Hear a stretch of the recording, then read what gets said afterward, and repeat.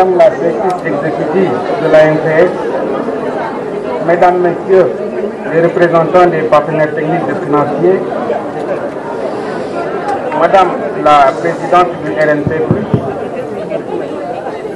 chers jeunes, honorables invités en vos titres, grades et qualités, Mesdames, Messieurs, c'est pour moi un agréable plaisir de prendre la parole lors de cette cérémonie solennelle de célébration de la Journée mondiale de lutte contre le sida, portant sur le thème mettre fin aux inégalités, mettre fin au sida, mettre fin aux pandémies. Première journée internationale dédiée à la santé au niveau mondial, lancée en 1988, la Journée mondiale de lutte contre le sida, qui en est donc à sa 33e édition, est un moment de réflexion sur ce que nous avons accompli et sur ce que nous reste à accomplir en direction de l'objectif ultime qu'est l'élimination du VIH comme problème de santé publique à l'horizon 2030.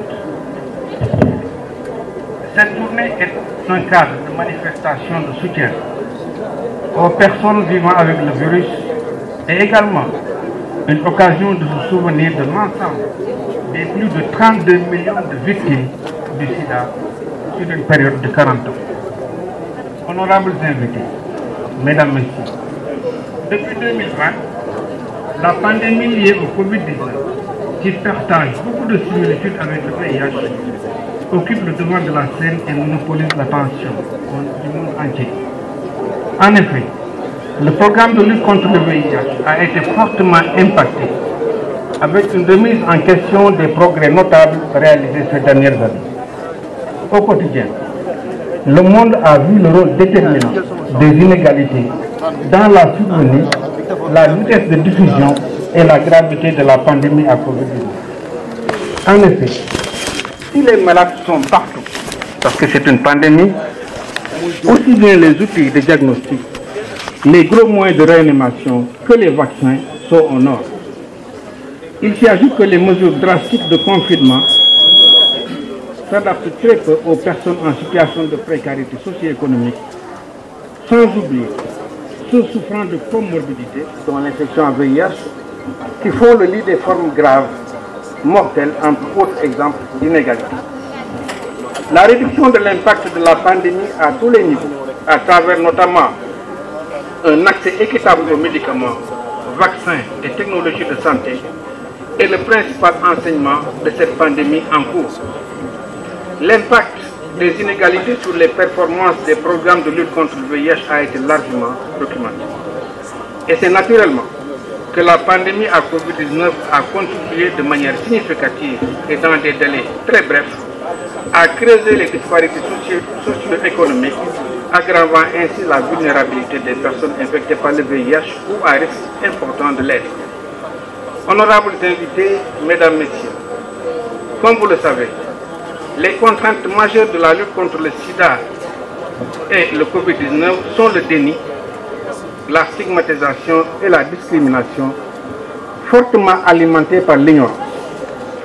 En effet, la méconnaissance généralisée des avancées thérapeutiques explique en partie les peurs irrationnelles du grand public et constitue le principal frein à l'accès au dépistage et aux soins. L'effet préventif des traitements antirétroviraux est encore très peu connu. De même que la prophylaxie pré-exposition, communément appelée PrEP, aujourd'hui délivrée de façon encadrée à l'hôpital et au niveau communautaire et qui s'inscrit pleinement dans une dynamique de prévention combinée. L'assimilation de ces avancées thérapeutiques par l'ensemble de la communauté devrait donc changer le regard que le monde porte sur les personnes séropositives et le regard que ces mêmes personnes portent sur elles-mêmes. Il a aussi l'avantage de nous rappeler le vrai visage actuel du VIH-Sida qui est celle d'une maladie chronique compatible avec une vie normale. Au Sénégal, cette solidarité a été impulsée avec un haut niveau de leadership par M. le Président de la République, Macky Sall, dans sa volonté de contrer l'impact socio-économique de la du Covid-19 pour les personnes et les foyers. Il a mis en place un programme de résilience économique et sociale afin de venir en aide aux secteurs économiques les plus touchés par la crise et d'apporter une aide alimentaire aux plus vulnérables. On ne peut pas aussi ne pas rappeler d'autres initiatives qui luttent contre les inégalités en faveur des catégories sociales vulnérables. Il s'agit, entre autres, de la gratuité de la césarienne et de la dialyse, du plan Sésame, de l'enrôlement gratuit dans les mutuelles de santé et les bourses familiales, et enfin de la carte d'égalité des chances, entre autres initiatives. En cette journée solennelle, nous tenons donc à lui rendre un vivant hommage pour son engagement personnel dans cette lutte, non seulement sur le plan national, mais également sur le plan international comme champion de la lutte contre le sida. Mesdames, Messieurs, honorables invités, la résilience du programme VIH a reposé sur la réduction des inégalités par la mise en œuvre de la prestation de services différenciés à tous les niveaux, avec une forte composante communautaire conformément aux recommandations de l'OMS. Comme vous le savez, cette stratégie met au centre de tout les patients et la communauté. Je dois aussi rappeler que cette journée constitue pour nous l'occasion de faire un état des lieux sur les performances du programme et identifier les contraintes qui pourraient remettre en question l'atteinte des objectifs. Mes prédécesseurs sont largement revenus sur ces chiffres. Donc pour la cible des 3,95, des avancées remarquables ont été réalisées malgré le contexte défavorable.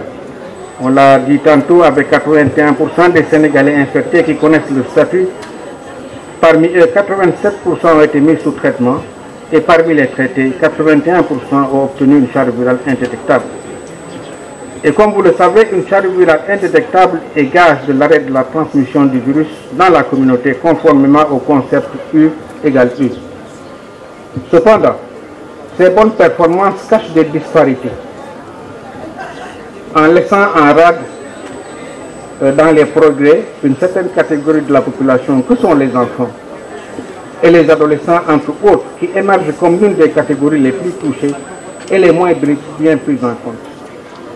En effet, selon l'ONU-SIDA, chaque semaine, environ 4500 jeunes femmes âgées de 15 à 24 ans sont infectées par le VIH. En Afrique subsaharienne, 5 nouvelles infections sur 6 chez les adolescents âgés de 15 à 19 ans touchent les filles. Les jeunes femmes sont 2 fois plus susceptibles de vivre avec le VIH que les hommes. Seulement 53% des enfants de 0 à 14 ans vivant avec le VIH ont accès au traitement hautement actif. Mettre fin aux inégalités sociales, économiques et de genre, c'est aussi mettre fin au VIH en élargissant l'accès à la prévention au traitement des groupes les plus vulnérables. L'atteinte de ces objectifs dépendant donc largement de la qualité de la lutte contre ces inégalités. C'est dire l'importance de l'implication effective des jeunes dans tous les aspects de la riposte pour espérer atteindre l'objectif de 2025 et de 2030. En effet, ces jeunes sont des cibles très vulnérables, dont le degré de connaissance de la maladie encore très faible, globalement, contraste avec des comportements à risque parfois très précoces. Mais d'après ce que j'ai vu durant toutes ces journées, moi j'ai vu beaucoup de talent, j'ai vu beaucoup d'engagement. Mais ce qui a attiré mon attention, c'est surtout la qualité des conclusions de vos travaux, qui nous montre que vous méritez qu'on vous fasse confiance pour faire bouger les lignes. Honorables invités, mesdames, messieurs, je saisis l'occasion de la célébration de la Journée mondiale de la lutte contre le sida pour saluer les efforts remarquables des partenaires techniques et financiers, mais aussi de rendre hommage aux organisations communautaires, aux réseaux de personnes vivant avec le VIH, aux organisations de la société civile pour leur contribution très significative dans les résultats obtenus par notre pays. En ce jour anniversaire, il nous tient donc à cœur de rendre hommage à tous ceux qui, de près ou de loin, ont été affectés par le virus. Je terminerai en disant qu'il est encore possible de mettre fin à l'épidémie d'ici 2030 en réduisant les inégalités qui alimentent l'épidémie aussi bien du sida que les autres pandémies dans le monde. Un jeune a dit tantôt qu'il faut éviter la survenue d'endémies. Ce n'est pas ça la question, les endémies vont survenir, mais il ne faut pas être surpris. Donc c'est dans la préparation des endémies qu'on nous attend. Il y a une centaine de maladies potentielles qui peuvent exploser à tout moment. Donc il faut être prêt à tout moment.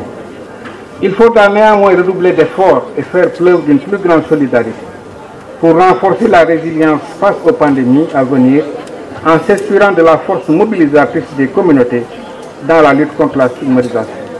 Je vous remercie de votre humble attention.